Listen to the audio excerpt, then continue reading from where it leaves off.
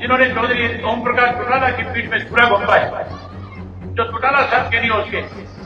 वो कभी भी तुम्हारे भी नहीं हो सके। बदकिस्मती थी हमारे प्रदेश की कि कुछ ऐसे स्वार्थी लोग जीत करके आए थे, स्वार्थी थे, अपना स्वार्थ पूरा करने के लिए चौधरी देवीलाल की नीतियों को भी उन्होंने बीजेपी के गिरवी रखने का काम किया, सत्ता में बैठ करके मलाई खाने का काम किया, दोनों हाथों से प्रदेश को लूटा। प्रदेश के लोगों ने तो फंड बना लिया था 2019 के अंदर भारतीय जनता पार्टी को सत्ता से बाहर करने का। आपको याद होगा 2019 के चुनाव के जब नतीजे आए थे, जो भारतीय जनता पार्टी नारा देती थी कि हम अब की बार 75 पार करेंगे, वो केवल 40 सीटों पे सिमट करके रह गई थी। 50 सीटें विपक्ष की जीत करके आई थी, जिसमें कांग्रेस भी थी, जेजेपी भी थी और मैं भी जीत करके आया था। हम सबका फर्ज तो ये बनता था कि इकट्ठे होकर के भाजपा को सत्ता से बाहर करके प्रदेश के लोगों को ज्यादा से ज्यादा सुख सुविधाएं प्रदान हो, उसके लिए फैसले लेते। लेकिन बदकिस्मती थी हमारे प्रदेश की कि कुछ ऐसे स्वार्थी लोग जीत करके आए थे, जिन्होंने प्रदेश के लोगों को बरगलाने का काम किया, झूठ बोलने का काम किया, ये कह करके प्रदेश के लोगों के बीच में गए थे कि हम चौधरी देवीलाल जी की नीतियों को आगे बढ़ाएंगे और ये कहते थे ये जो 75 पार वाले इनको जमुना पार करेंगे,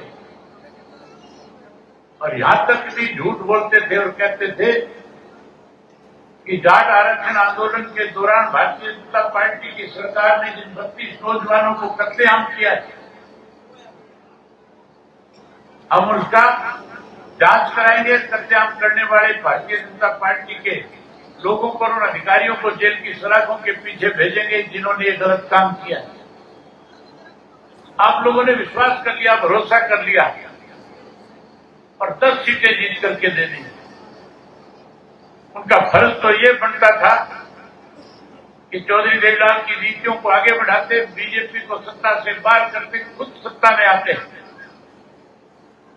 लेकिन स्वार्थी थे। अपना स्वार्थ पूरा करने के लिए चौधरी देवीलाल की नीतियों को भी उन्होंने बीजेपी के गिरवी रखने का काम किया, उनकी गोद में जाकर के बैठ गए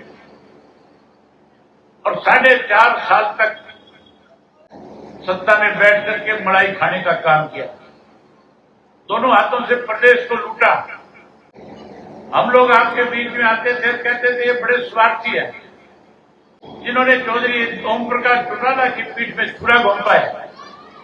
जो चौटाला साहब के नहीं हो सके वो कभी भी तुम्हारे भी नहीं हो सकेंगे। लेकिन आपने विश्वास कर लिया। माजरा जी कह रहे थे, बता रहे थे कि मैं आ रहा था तुम्हारे बीच में, कह रहा था, मेरी बात पे विश्वास नहीं किया। तुमने कहा कि हमें चौधरी देवीलाल का दूसरा रूप नजर आ रहा है। जितने दोषी वो लोग थे, जिस तरह का चौधरी देवीलाल की पीठ में उनकी नीतियों को गिरवी रख करके चौटाला साहब की पीठ में छुरा घोंप करके आप लोगों का विश्वासघात करके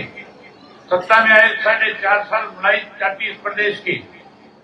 और 4.5 साल के बाद बीजेपी वालों ने भी सत्ता से बाहर करने का काम किया।